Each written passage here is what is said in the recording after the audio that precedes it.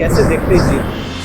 की तत्कालीन पहचान क्या है? प्रशांत किशोर ऐसा क्या करते हैं जो बिहार से वो जुड़े रहे, क्योंकि कई दशकों से बिहार से दूर हैं। प्रशांत जी, जब भी कोई बिहार बदलने की बात करता है तो सिर्फ एक ही रास्ता राजनीति को नजर आता है। अगर आप चाहें तो यहाँ इंडस्ट्री सेटअप कर सकते हैं, IT हब बना सकते हैं, बिहार बदल सकते हैं। फिर ये पद यात्रा है। जन सुराग में युवाओं की भूमिका क्या है, और अगर युवाओं को भी बिहार बदलना है तो तेजस्वी और चिराग प्रशांत किशोर लोगों में क्या देखते हैं जुड़ने से पहले, ज्ञान या गणित? तो प्रशांत जी, जाते जाते के आखिरी सवाल, ये जातीय जनगणना और जातीय कोड पे प्रशांत किशोर का क्या स्टैंड है? कि आने वाले वक्त में प्रशांत किशोर पदों से दूरी बनाएंगे गांधी जी की तरह, या पदों को ग्रहण करेंगे Arvind Kejriwal? Indian political action committee और जन सुराग दोनों में प्रशांत किशोर किसको ज़्यादा महत्व देते हैं? जाते जाते के आखिरी सवाल कि हमारे जितने भी श्रोता हैं, हम कर रहे हो या घर में खाना पका रहे हो, उनको आप क्या संदेश देते हैं? नमस्कार, मैं पीके जी नहीं, मैं वो पीके नहीं जो आप सोच रहे हैं। पीके यानी पवन कुमार, और हमारे साथ जो गेस्ट मौजूद है उनका भी नाम पीके है। जी हाँ, आप बिल्कुल सही सोच रहे हैं, प्रशांत किशोर जी। तो सबसे पहले प्रशांत जी, आपको सारण की जीत पे बहुत बहुत बधाई। कैसे देखते हैं इस जीत को? नहीं, ये हमारी जीत नहीं है। हम लोग तो चुनाव की राजनीति से अलग है।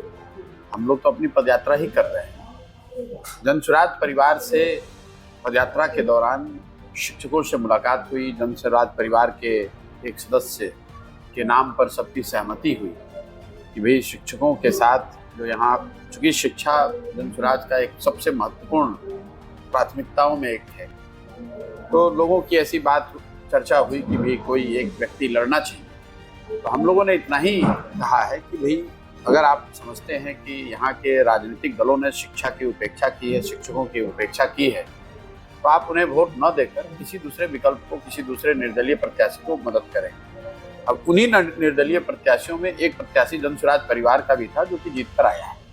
तो मैं उसको ऐसे ही देखता हूँ कि समाज में हर वर्ग में जो दल बिहार में पिछले कुछ दशकों से सत्ता में की राजनीति करते रहे हैं, उनके लिए समाज में एक बड़ी वितृष्णा एक तरह से है लोगों में। और ये लोग ज़्यादातर चुनाव इसलिए जीतते रहे क्योंकि जनता के सामने कोई बेहतर विकल्प नहीं था। जैसे ही विकल्प दिखा तो आपको वो रिजल्ट दिखा। चुनाव MLC को जीता ये बड़ी बात नहीं है। बड़ी बात ये है कि जो वोटर है वो वोटर है जिसको भाजपा ने या महागठबंधन के दलों ने अपना वोटर बनाया था। क्योंकि जैसा कि आपके दर्शकों में से कुछ लोगों को पता होगा, शिक्षकों का जो चुनाव होता है MLC का, ये ऐसा चुनाव नहीं है कि आप कोई भी जाकर वोट दे सकते। ये वोट वही कर सकता है जिसको एज ए वोटर पहले से प्रत्याशियों की मदद से वोटर बनाया गया है। इसमें ज्यादातर होता यही है कि जो प्रत्याशी है या जिसको बनना है वो वोटर बनाता है और वही लोग वोट करते हैं। तो यहाँ पूरे के पूरे वोट पहले से जो MLC थे वहाँ, जिनकी दुखद मृत्यु हो गई जिसकी वजह से उपचुनाव हुआ, उन लोगों ने बनाया था या उनके विरोधियों, प्रतिद्वंदियों ने बनाया था। तो पूरा वोट बनाया किसी और ने, और जनता ने मिलकर जिसको चुना, जनता ने जिनको प्रत्याशी बनाया, जिस निर्दलीय को जनसुराज के साथियों ने मदद करी है, वो व्यक्ति तो उन्होंने एक भी वोट बनाया ही नहीं है। दल वोटर आपने बनाया और वोट उन्होंने जनसुराज के प्रत्याशी को दे दिया। दूसरी जो बड़ी बात है कि बिहार में हम लोग समझते हैं कि हर वर्ग, जातियों में, समाज पूरा जातियों में बटा हुआ है और लोग धर्म के आधार पर, जाति के आधार पर वोट करते हैं। आपने ये देखा, जो साथी जीत कर आया है वो मुसलमान समाज के हैं, वो कोई शिक्षक नेता नहीं, कोई बड़े बाप के लड़के नहीं है, साधारण किसान के वो लड़के हैं। पहले, आज से कुछ साल पहले तक सरकारी शिक्षक थे और उनको सबने मिलकर समर्थन किया और जाति धर्म से ऊपर उठकर लोगों ने वोट किया। तो मैं वो दूसरा महत्वपूर्ण चीज देखता हूँ। तीसरा एक और चीज, कई बार हम लोग सामान्यतः समझते हैं कि किसी की अगर मृत्यु हो जाए और उसके घर परिवार से कोई चुनाव लड़ता है तो लोग बताते हैं सहानुभूति उसके साथ होती है। इस केस में माननीय स्वर्गीय केदारनाथ जी की जो मृत्यु हुई है, जो 30 साल से MLC रहे, उनके बेटे ही, सुपुत्र ही चुनाव लड़ रहे थे, फिर भी उस सहानुभूति के बावजूद उनको सफलता नहीं मिली। तो ये तीनों बात मेरे इस विश्वास को बल देता है कि नहीं, समाज में अगर बेहतर विकल्प दिखेगा तो समाज में ये क्षमता है, ताकत है, समझ है कि वो जातियों से, धर्म से ऊपर उठकर अपने और अपने बेहतर भविष्य के लिए वोट कर सकते। चलिए, आपसे सवालों का सिलसिला शुरू करते हैं, और सवाल और जवाबों के सिलसिला में सबसे पहला आसान और सरल सवाल, प्रशांत किशोर की तत्कालीन पहचान क्या है? मेरी पहचान एक ऐसे व्यक्ति की है जो बिहार का लड़का है, जो बिहार को सुधारने के लिए, बिहार के समाज को बेहतर बनाने के लिए एक अभियान की जिसने शुरुआत की है और जिसका प्रयास है कि पदयात्रा के माध्यम से बिहार के समाज को ये बताया समझाया जाए कि आप जिन मुद्दों पर वोट करते रहे हैं वो मुद्दे सही या गलत, आप जिन मुद्दों पर आपने वोट किया वो चीज़ आपको मिला। अब समय आ गया है कि आप जगे और अपने बच्चों के भविष्य के लिए, उनके शिक्षा और रोजगार के लिए वोट करें। और मेरी पहचान यही है कि मैं जाकर गांव-गांव ये बता रहा हूं लोगों को, और इसी काम को आगे कई महीनों तक शुद्धता से और ईमानदारी से करना चाहिए। प्रशांत किशोर ऐसा क्या करते हैं जो बिहार से वो जुड़े रहे? क्योंकि कई विरोधियों का कहना है कि वो तो खुद 2 दशकों से बिहार से दूर हैं।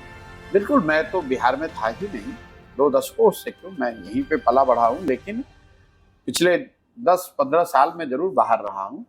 बीच में मैं 1 साल के आसपास बिहार में रहा हूँ। यहाँ काम के दौरान भी मैं जब संयुक्त राष्ट्र संघ में था तब भी मैंने यहाँ पर कुछ काम किया है। लेकिन जब मैंने तय किया कि मुझे बिहार में वापस आना है तो 2 मई 2021 को मैंने ये घोषणा की, और 2 मई 2021 के बाद अगर कोई व्यक्ति सामाजिक राजनीतिक जीवन में सबसे ज्यादा जमीन पर बिहार में है तो प्रशांत किशोर है। मैं हर जिले, प्रखंड, पंचायत में पैदल चल के गांव-गांव, घर-घर जाकर लोगों से मिल रहा हूं। जो लोग यहाँ दशकों से सामाजिक राजनीतिक जीवन में सक्रिय हैं, उन्होंने भी शायद समाज में इतने निचले स्तर पे जमीन पर उतरकर इतनी मेहनत, इतना प्रयास उन्होंने नहीं किया। प्रशांत जी, जब भी कोई बिहार बदलने की बात करता है तो उसे सिर्फ एक ही रास्ता राजनीति क्यों नजर आती है? अगर आप चाहें तो यहाँ इंडस्ट्री सेटअप कर सकते हैं, IT हब बना सकते हैं और बिहार को बदल सकते हैं। फिर ये पद यात्रा नहीं, इसलिए कि पहली बात तो मैं कोई इंडस्ट्री हूँ नहीं, मुझे कोई इंडस्ट्री सेटअप करने आता नहीं है, मैंने वो जीवन में किया नहीं है। मैं वो काम कर रहा हूँ जो मुझे आता है। मुझे थोड़ी बहुत समझ सामाजिक और राजनीतिक जीवन की है। मैंने 10 साल जो सीखा, समझा, अनुभव किया, उन सारे अनुभवों के आधार पर मैंने ये पाया कि अगर आपको समाज में आमूलचूल परिवर्तन लाना है तो राजनीतिक परिवर्तन से पहले आपको समाज के स्तर पर काम करना है। तो मैं आकर वो काम कर रहा हूँ। लोकतंत्र में परिवर्तन का सबसे बड़ा जरिया, बेहतर जरिया राजनीति है, इसलिए कि अंततः तो सरकारें ही तय करती हैं। लोगों के चुने हुए प्रतिनिधि ही मालिक बनते हैं, वही तय करते हैं। जनता तय करती है कि भी कौन उसका प्रतिनिधि होगा, और वो प्रतिनिधि तय करते हैं कि आगे आने वाले समय की नीतियाँ क्या होंगी, कार्यक्रम क्या होंगे, लोगों का भविष्य क्या होगा। तो अगर मुझे उसकी समझ है तो मैं वो छोड़कर कोई दूसरा काम क्यों करूँगा। किसान यात्रा, UPSC में लेटरल एंट्री, युवाओं की भागीदारी राजनीति में और कर्ज माफी, ऐसे मुद्दे हैं या कहीं पीछे छूट गए?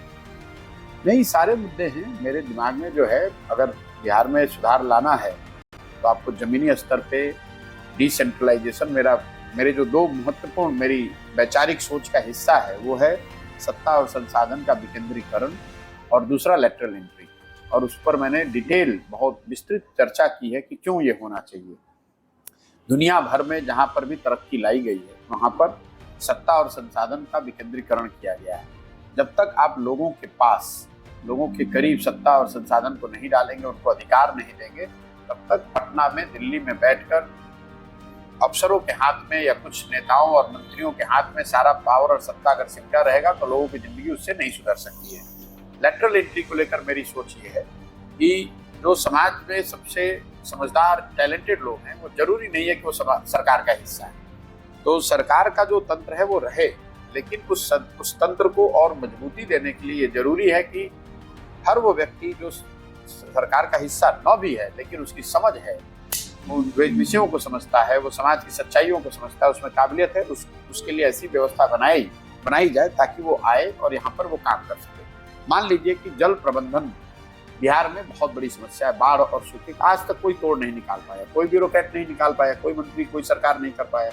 लेकिन दुनिया भर में सैकड़ों ऐसे लोग हैं जिन्होंने जल प्रबंधन के दिशा में बहुत बड़े बड़े काम किए, उन्होंने अपनी पूरी जिंदगी लगाई है। तो जरूरत इस बात की है कि उन लोगों को जोड़ा जाए, उनकी समझ का उपयोग किया जाए और सरकारी तंत्र को उसका फायदा मिले, ताकि उनकी समझ, उनके अनुभवों के आधार पर बिहार में जल प्रबंधन के दिशा में एक ऐसा कार्यक्रम बने कि जहां हम लोग पानी से कुछ बेनिफिट उठा पाए, बजाय इसके कि पानी से नुकसान। अभी आधा बिहार बाढ़ से प्रभावित है और आधा बिहार सूखे से प्रभावित है, लेकिन अगर इसको ठीक से हार्नेस किया जाए तो जहाँ बाढ़ आ रहा है वो शायद वो बाढ़ न आए, जहाँ सूखा आ रहा है वहाँ सूखा न आए। जन सुराज में युवाओं की भूमिका क्या है, और अगर युवाओं को ही बिहार बदलना है तो तेजस्वी और चिराग क्यों नहीं? युवाओं को बिहार बदलना है, इसमें तो कहीं कोई दो मत है नहीं। युवाओं की भूमिका ये है कि आप अपने स्तर पर वो राजनीति में आए, अपने लिए समाज के लिए बेहतर काम करें, उनके लिए भूमिका हो, और वो भूमिका उनके पिताजी के नाम के आधार पर ना हो, वो वंश के आधार पर ना हो, जाति के आधार पर ना हो, उनके पैसे के आधार पर ना हो, उनकी क्षमता के आधार पर हो। तो जन स्वराज में युवाओं की भूमिका ये है कि अगर आप में क्षमता है, इच्छा है, काबिलियत है, जज्बा है, तो आप आइए। ये आपका प्लेटफॉर्म है, ये आपका विकल्प है। आप इसके जरिए समाज के लिए कुछ कीजिए। आप देख रहे हैं कि जन स्वराज एकमात्र ऐसा अभियान है जिसमें हर पंचायत में जो युवा राजनीति में आना चाहता है उसके लिए मैंने जो क्लब की व्यवस्था शुरू की है। इन क्लबों के जरिए आप अपने आप को सामाजिक राजनीतिक कार्यकर्ता के तौर पर प्रशिक्षित कर सकते हैं। इन क्लबों के जरिए आप समाज के सबसे गरीब और पिछड़े लोगों की मदद कर सकते हैं, अपनी पहचान बना सकते हैं। आपने कहा जिन लोगों का आपने नाम लिया उनकी पहचान क्या है? उनकी पहचान कुछ नहीं है। उनकी पहचान ये है कि वो लालू यादव के लड़के हैं, उन्होंने समाज के लिए कुछ किया है, ऐसी बात तो नहीं है। अगर उनके जो समर्थक भी हैं वो यही दावा कर सकते हैं कि इनके पिताजी ने कुछ किया है, उन्होंने तो कुछ नहीं किया है। जन स्वराज वैसे युवाओं का प्लेटफॉर्म है जिन्होंने खुद कुछ किया है या कुछ करने का मादा रखते हैं। उनका प्लेटफॉर्म नहीं है जिनके पिताजी ने कुछ किया है। प्रशांत किशोर लोगों में क्या देखते हैं जुड़ने से पहले, ज्ञान या गणित? दोनों देखते हैं, दोनों देखते हैं। तो प्रशांत जी, जाते जाते के आखिरी सवाल, ये जातीय जनगणना और जातीय कोड पे प्रशांत किशोर का क्या स्टैंड? बिल्कुल, मैं ये रोज कह रहा हूँ कि कोई भी गणना, कोई भी ऐसी जानकारी जिससे सरकार की समझ में उनकी जानकारी बेहतर हो समाज के प्रति, उसका स्वागत है। उस नजरिए से जातीय जनगणना का स्वागत है। जो लोग जातीय जनगणना का विरोध कर रहे हैं, मैं उनको बता रहा हूँ कि अगर समाज का कोई वर्ग, उसकी संख्या या उसकी परेशानियों के बारे में सरकार को कम जानकारी है और किसी जनगणना या किसी सर्वे के माध्यम से ये जानकारी सरकार तक पहुंच रही है, तो आपको इसका स्वागत करना चाहिए। लेकिन साथ में मैं ये भी कह रहा हूं कि जो लोग इसके समर्थक हैं उनको ये देखना चाहिए कि क्या इस जनगणना का आधार, इसके पीछे की जो नियत है वो राजनीतिक है या सही मायनों में समाज का सुधार है। क्योंकि इस जनगणना का कोई वैधानिक आधार नहीं है, इसीलिए इसको सर्वे कह रहे हैं, जनगणना कह भी नहीं रहे। दूसरी बात, जहां तक जनगणना की बात है, जनगणना हो जाने मात्र से ही किसी की का भला नहीं होना है। जैसे उदाहरण के तौर पे आप देख लें, अनुसूचित जाति जनजाति समाज की गणना हो रही है स्वतंत्रता के बाद से, लेकिन 75 साल की उनकी गणना ने उन समाज की स्थिति को बहुत बेहतर तो नहीं किया है। तो गणना हो जाने मात्र से आपकी समस्या नहीं सुलझेगी। पूरे बिहार के गणना तो आपके पास है कि 13 करोड़ लोग आज देश के सबसे गरीब और पिछड़े हैं। इसके लिए तो किसी नई गणना की जरूरत नहीं है, लेकिन उसको सरकार तो नहीं सुधार पा रही है। ये गणना है कि बिहार में प्रति व्यक्ति आय देश में सबसे कम है। ये गणना है कि बिहार में लोग सबसे पिछड़े हैं। ये गणना है कि हम लोग सबसे अशिक्षित हैं, सबसे ज्यादा बेरोजगारी यहाँ है। लेकिन इन गणनाओं, इन आंकड़ों के बावजूद इनकी स्थिति नहीं सुधर रही है। तो सिर्फ गणना हो जाने मात्र से स्थिति नहीं सुधरेगी। गणना हो, उसके बाद उस पर कोई सुनियोजित कार्यक्रम हो, सोची समझी रणनीति हो, प्रयास हो, तो शायद उसका फायदा है। गणना होने में कोई दिक्कत नहीं। क्या आने वाले वक्त में प्रशांत किशोर पदों से दूरी बनाएंगे गांधी जी की तरह, या पदों को ग्रहण करेंगे अरविंद केजरीवाल की तरह? देखिए, गांधी और इस तरह के जो लोग हैं वो महामानव रहे, उनसे किसी की तुलना, मैं पदयात्रा कर रहा हूँ, कुछ दिन आप पदयात्रा करके गांधी नहीं बन जाएंगे। हमारे जैसे लोग बहुत, हम लोग छोटे कद के लोग हैं। हमारा प्रयास है कि जो गांधी जी ने रास्ते बताए उनमें से कुछ उसका अनुसरण करें, सीखें और उसको जीवन में या सामाजिक राजनीतिक प्रयास में उसको शामिल करने का प्रयास करें। कितना कर पा रहे हैं, नहीं कर पा रहे, ये तो समाज को देखना है। हमारी भूमिका वो होगी जो जन स्वराज के लोग चाहेंगे, जो बिहार के लोग चाहेंगे। बिहार के वो लोग जो जन स्वराज का हिस्सा बन रहे हैं या बनना चाहते हैं, वो जब सब साथ में आएंगे तो उनमें वो क्षमता है, उनमें वो समझ होगी कि वो बैठ के तय करें कि इसका आगे का रास्ता क्या होना चाहिए, इसका दलगत स्वरूप कब और कैसे बनना चाहिए, उसका नेतृत्व किसके पास होना चाहिए, उसको चलाया कैसे जाना चाहिए, उसकी प्राथमिकताएं कैसी होनी चाहिए। ये जब लोग बैठेंगे तो बैठ के तय करेंगे। आपने अभी देखा, कई लोगों को लग रहा है ये पता, ये यूटोपियन आइडिया। अभी आपने देखा जो सारण में जिस चुनाव की आप बात कर रहे थे, उसको किसी प्रशांत किशोर के हस्ताक्षर से किसी ने उम्मीदवार नहीं बनाया। लोगों ने, जो जन स्वराज परिवार से जुड़े हुए लोग हैं या ऐसे भी लोग जो जन स्वराज परिवार से नहीं जुड़े हैं लेकिन इलेक्टोरेट थे, जो विकल्प के लिए की इच्छा रखते थे, उन्होंने मिलकर तय किया कि ये आदमी होना चाहिए। सबकी सहमति हुई और सबने मिलकर उनको दिखाया।